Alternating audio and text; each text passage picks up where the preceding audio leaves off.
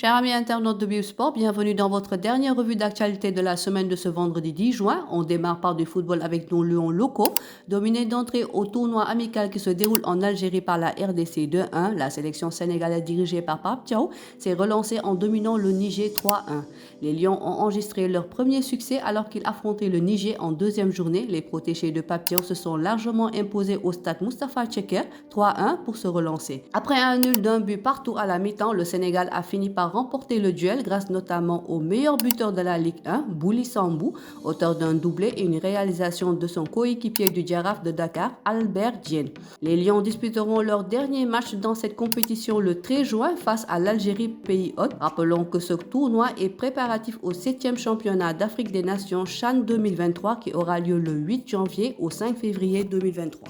La sélection féminine du Sénégal qui disputera 4 matchs amicaux en vue de sa préparation pour la Coupe d'Afrique des Nations de la catégorie, prévue du 2 au 23 juillet 2022 au Maroc. La Fédération sénégalaise de football avait annoncé que les Lions devaient se rendre en Turquie pour une dernière phase de préparation pour y jouer 3 matchs avant de rejoindre le Maroc. Finalement, les protégés de Mamoussa Cissé vont effectuer toute leur préparation sur le continent africain. Les Lions vont disputer 2 matchs amicaux le 15 et 18 juin prochain à Douala contre leur homologue du Cameroun.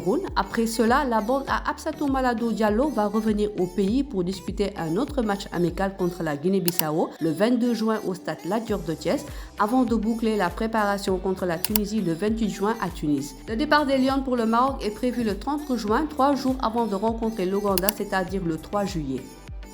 En international, en raison d'une falsification de documents de la part de l'un de ses internationaux, l'Équateur se trouverait au bord d'une disqualification pour la Coupe du Monde 2022. En effet, lors des matchs de qualification, le sélectionneur de l'Équateur, Gustavo Alfaro, aurait aligné un Colombien du nom de Byron Castillo. Selon les documents de réclamation déposés par la sélection chilienne, l'ailier du Barcelona SC et la Fédération équatorienne de football sont donc accusés d'avoir falsifié les documents de naissance du joueur de 23 ans. Le Chili a déposé une plainte dans laquelle il assurait que le joueur n'était pas équatorien mais colombien. Et selon les informations de Mundo Deportivo et du TV Azteca, la FIFA devrait donner sa décision définitive le 10 juin, soit ce vendredi. Le média sportif catalan rajoute que même la FIFA aurait déjà pris sa décision et la disqualification de l'Équateur serait imminente. Si tel est le cas, Chili, qui a terminé à la 7e place à l'issue des qualifications de la zone d'Amérique du Sud, remplacerait l'Équateur pour participer à la Coupe du Monde 2022. La Roja retrouverait